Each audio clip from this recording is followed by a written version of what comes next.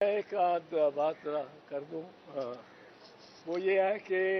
آج جس طرح کھوسا صاحب نے بتایا، پر میں اس کو ذرا انڈر لائن کرنا چاہتا ہوں، یہ کاروائی ملٹری کورٹس کی آج رک گئی ہے۔ عدالت نے یہ پہلے خود فرمایا، چیف جسٹس صاحب نے اٹارنی جنرل سے پوچھا کہ وہ ٹرائل تو نہیں ہو رہے، اور اٹارنی جنرل نے جو ایشورنس دی ہے، جو یقین دہانی کرائی ہے کہ کوئی ٹرائل نہیں شروع ہوگا، وہ انہوں نے کرائی ہے کس کی جانب سے؟ آرمی چیف کی جانب سے۔ اب یہ آرمی چیف نے بیان دیا ہے سپریم کورٹ میں کہ ٹرائل ان کے جو ہوں گے وہ ان پہ کاروائی مزید نہیں ہوگی۔ یہ میں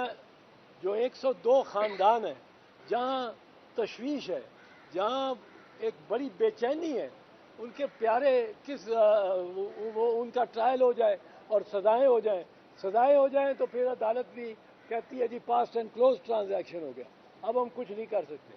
یہ ہم نے روک دیا ہے، اور یہ سردار لطیف خان کھوسا صاحب نے اس میں باقاعدہ ایک وکٹری ہے ان کی، اور میں تو ممنون ہوں ان کا۔ پر 102 جو خاندان ہیں جن کے واسطے بنیادی طور پہ ہم ایک پبلک انٹرسٹ کی لیٹیگیشن کے طور پہ یہ کر رہے ہیں اور نکلے ہوئے ہیں راجہ